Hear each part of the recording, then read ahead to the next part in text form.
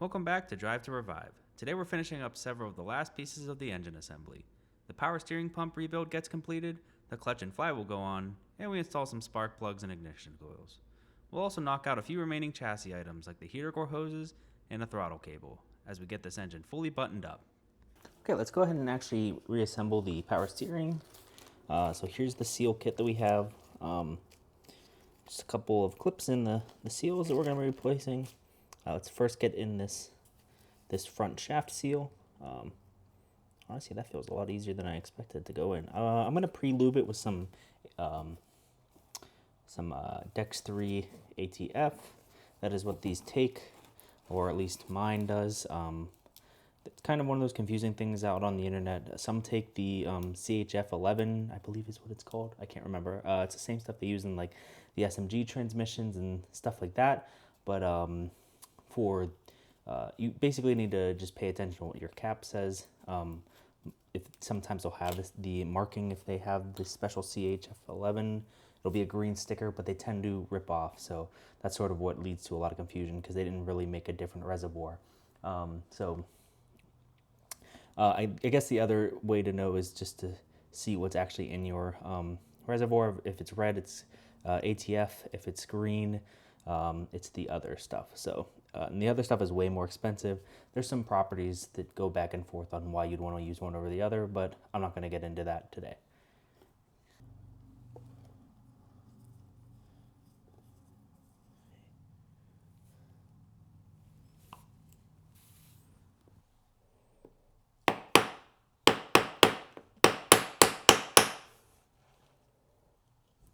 Might have installed my seal a little bit too deep, but it shouldn't be the end of the world, hopefully.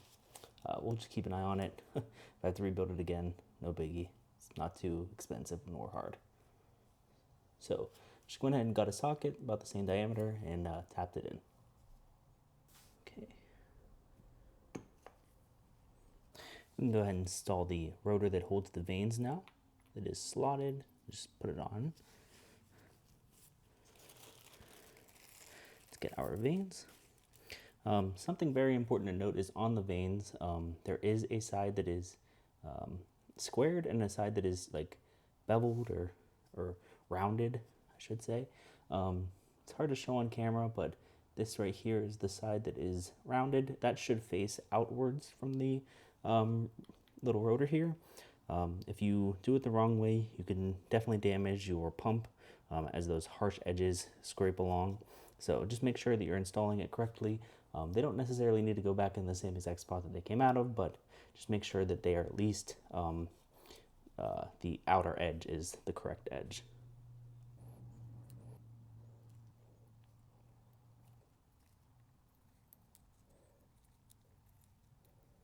Perfect.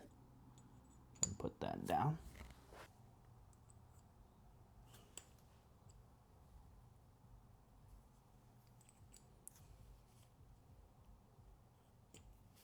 Put those in like so.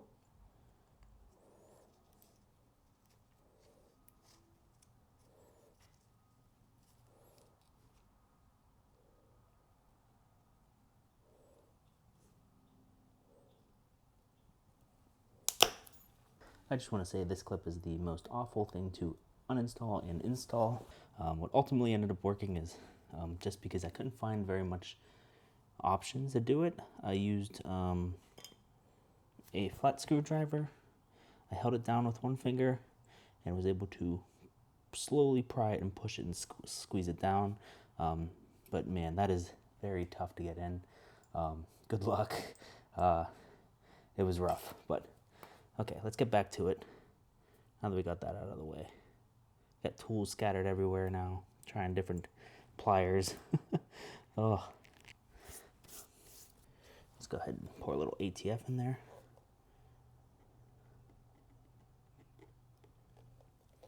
Get it all lubed up. Okay, again, we can use the marking on this to align it with the correct hole, which is this way for me.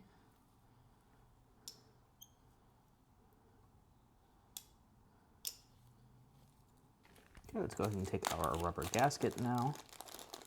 A little TIE fighter, as some people call it. Go ahead and get a little bit of ATF on our finger to lube it up. Let's get that in there now.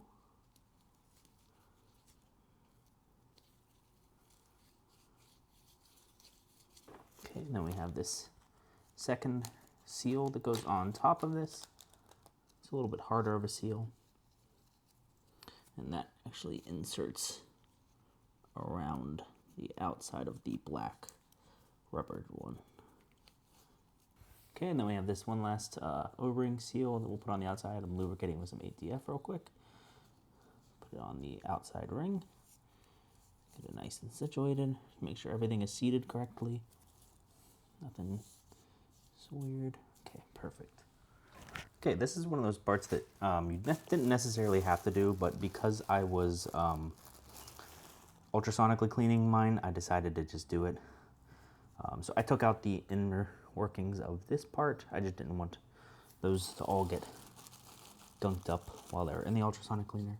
But again, for the just regular rebuild, you don't have to do it. And in some ways, it's not worth risking damaging the retainer. So it was just a risk I was willing to take, apparently.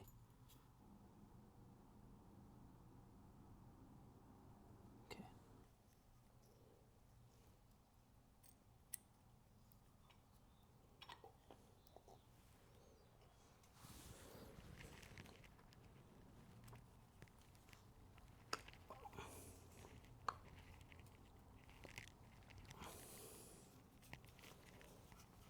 Okay, one thing to note, there's also alignment marks on the housing on both sides, so it helps you to align when putting it back together if you forget, which I definitely have. So just something to note that's nice. Go ahead and put that over like that.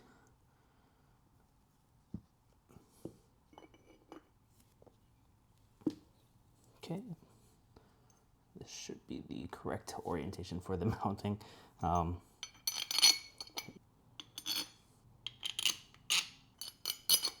We wasn't able to track down any torque specs, so we're just going to give this a nice twist.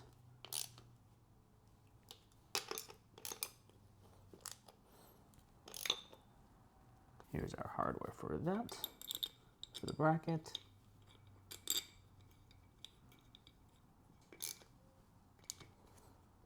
Perfect, and here we are. Power steering pump has been rebuilt. Okay, one of the last few things we got to do on the engine is go ahead and take the timing chain tensioner off.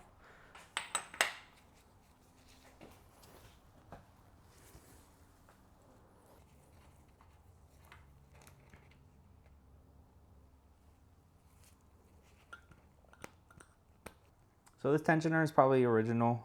It looks a little bit worn, so I'm going to assume it's original, and it binds up a little.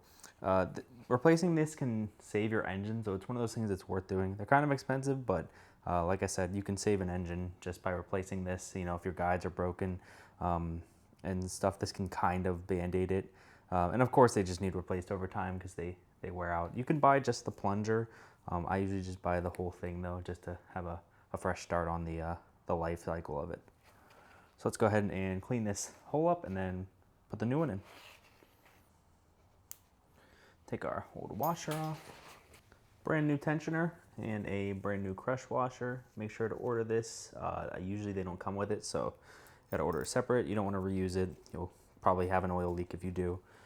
I'm just gonna lube it up a little with the oil in here, just to help lube it up a little. So as an overall nerd and a car person, just someone who genuinely just likes tools, I just want to shout out my fiance for getting me this beautiful Hazit torque wrench. I've been very excited to use it. I even took my gloves off because I don't want to get it dirty. You know, I'm a big believer in use your tools, but I just want to keep it as nice as possible.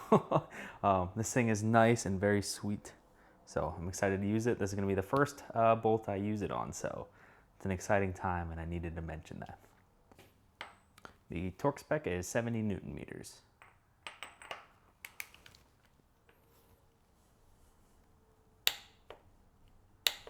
Ooh, that's got a nice click.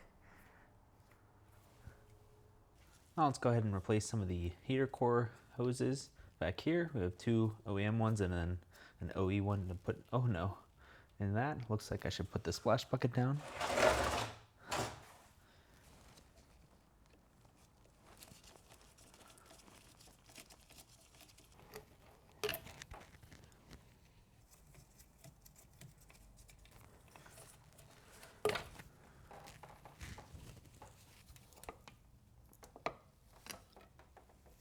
Perfect.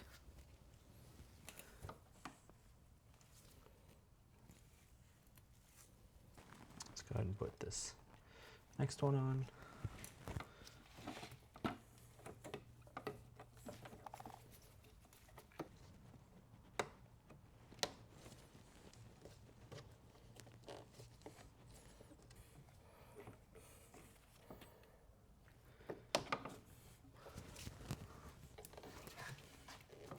There we go, got those new coolant hoses on.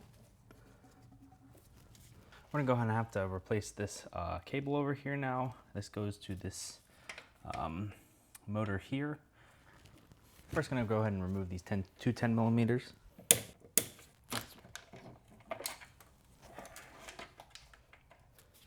Oop.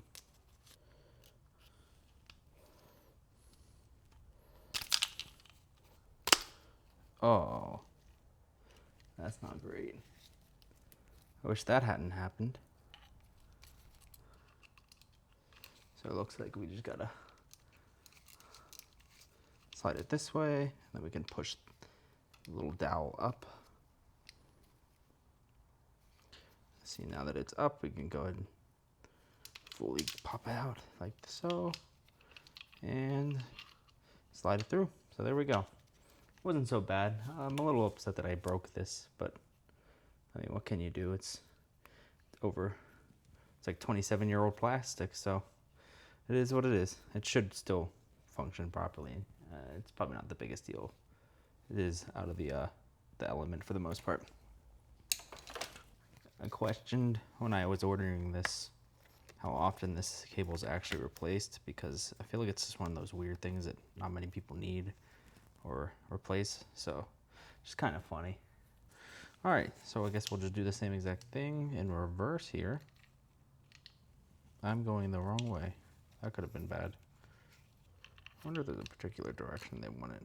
This side looks beveled a little more, so I'm gonna try and do that. We're getting there. We're almost, there we go, okay. Careful now. Oh, I'm gonna need a drink after this, man, holy crap. Like so, and there we go. All right, beautiful. Oh man, that wasn't even in focus. But there we go. We got the new one in after quite a fight there. That was more tedious than I would have liked, but what can you do? So let's go ahead and close this up now. Or the best that we can, at least. Maybe I'll 3D print something to replace that, but and I think this side will just snap into place as well, like so. And looks like this ASC Bowden cable, or whatever you want to call it, is good. Let's put it back on and install it.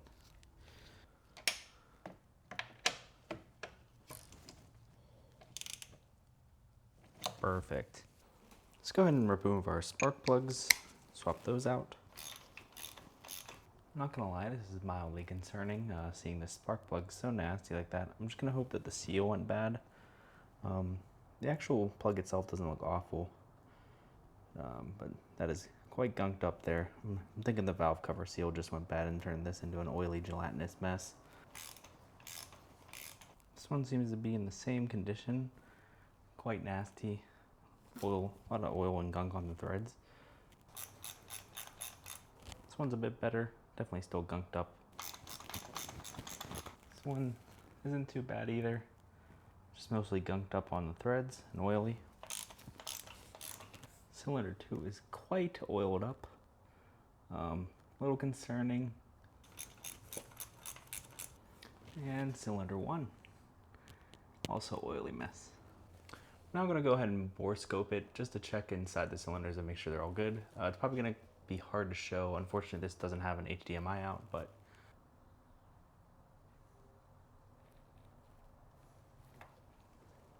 see here. Still got cross hatching, which is good. Doesn't look like there's too bad of a ridge up at the top.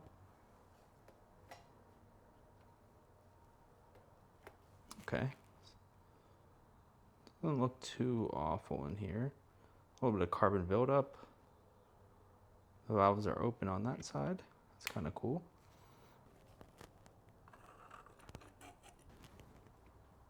If you're wondering why I'm using pliers to lower these in, my spark plug socket seems to have lost the rubber piece that holds it, and I don't like dropping them down. So this is the best I can do for right now.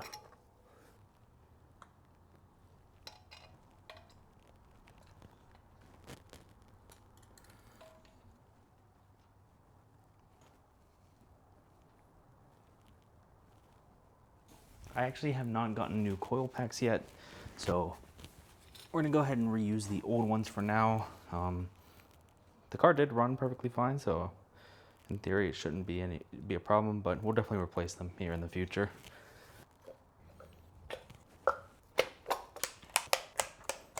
Okay, I went ahead and finalized the placement of the O2 sensor wires in this little crevice here. They also clamped down. I'm not sure if that third one is correct. I don't think it's used for anything else, but anyways, I plugged them into their spots, so that's pretty much the last sensor I think we can plug in right now.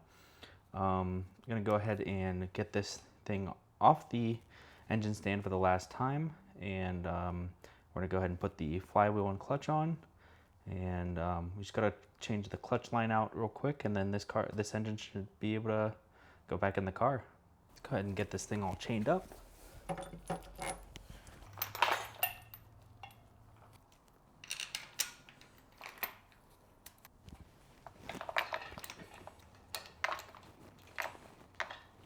Okay.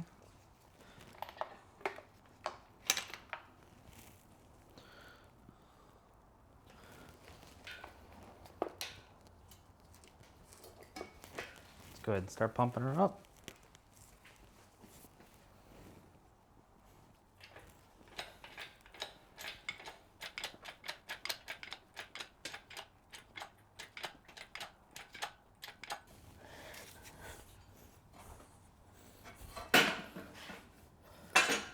Perfect.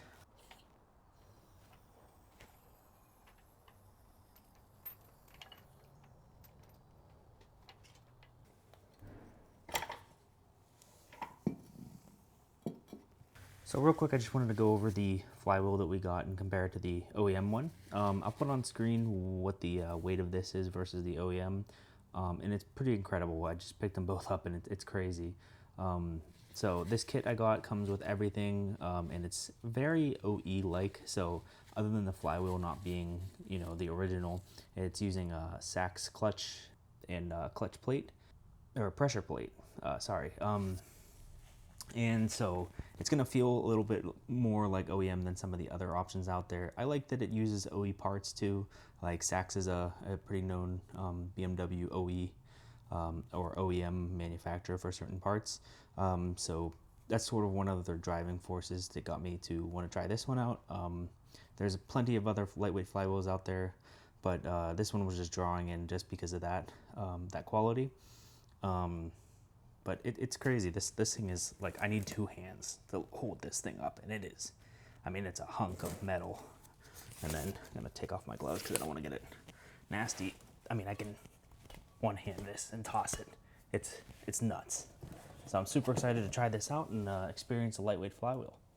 I went ahead and cleaned the surface of the crankshaft. It needs to be clean so it's not misaligned or cocked or anything. So I went ahead and cleaned that off, and let's go ahead and get this flywheel on now. The only thing that sucks about going aftermarket flywheel, maybe not the only thing, but I will not be able to utilize the flywheel lock that is in the OEM one. I noticed this one does not have that feature, which I can't always expect them to have that, so that's understandable. But if you ever need to lock the timing or anything like that, you can't do it from the traditional flywheel lock. So it's something to keep in mind.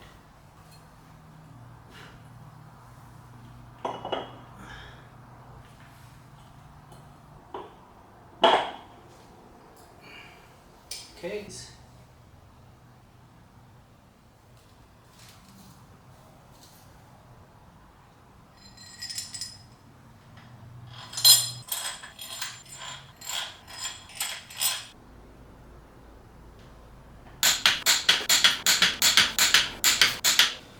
Flywheel's on and all torqued up. Can't lie, this torque wrench has been very satisfying to use. I'm very happy with it. For the instructions, it says to clean the surface as there's a protection film on it. So we're just gonna rub that off with some acetone. All right, so it's about time to install our pilot bearing. I went ahead and cleaned out the crankshaft of any debris in there, just so it's a clean, easy press in. So I'm going to use a socket that's just about the same diameter to press it in. And there's a little raised area in the back to bottom out on.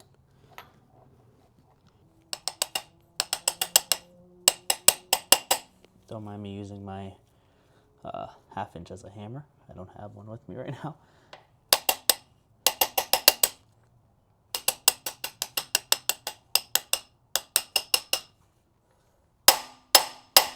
When you hear it start to change sound when you hit it, you know it's fully set in.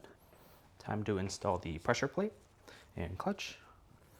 Okay, before we clean up everything, I'm just going to use this supplied grease. This is to put a light film on the pilot bearing to ease installation.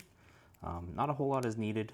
You definitely don't want to get it on any of the mating components for the clutch. That would be bad, so just use a little bit, and well, they really don't supply a whole lot in the first place. Just a little bit to help ease the installation when you go.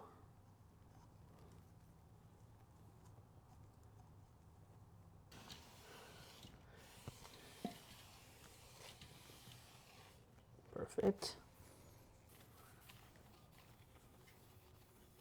One of the important notes that they call out is that this spring disc should be facing the flywheel no matter what is actually printed. I ripped it off, but there was actually a tag that said this side engine. So this is correct for what we're doing, but you just want to make sure and verify with whatever your flywheel company is, you know, the orientation of the clutch, because sometimes they can reconfigure them based on what their machining is. Okay, so we're gonna go ahead and take the clutch disc now and the tool. Insert the tool into the pilot bearing. Keep it all in place. Pressure plate on now.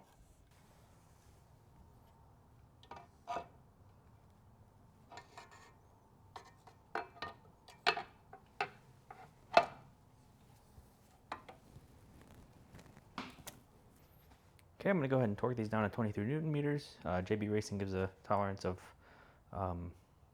16 to 18 foot-pounds. They say definitely don't go over 18 foot-pounds though. Let's go ahead and torque this in a crisscross. And 6. All right, got them all torqued. I'm going to take our clutch alignment tool out now. And that's going to wrap it up for this episode. The engine is now fully buttoned up and ready for the next big step. In the next episode, we'll be finally getting the engine back into the car. If you've been enjoying the series, make sure to like the video and subscribe so you don't miss the next episode. Thanks for watching, and I'll see you in the next one.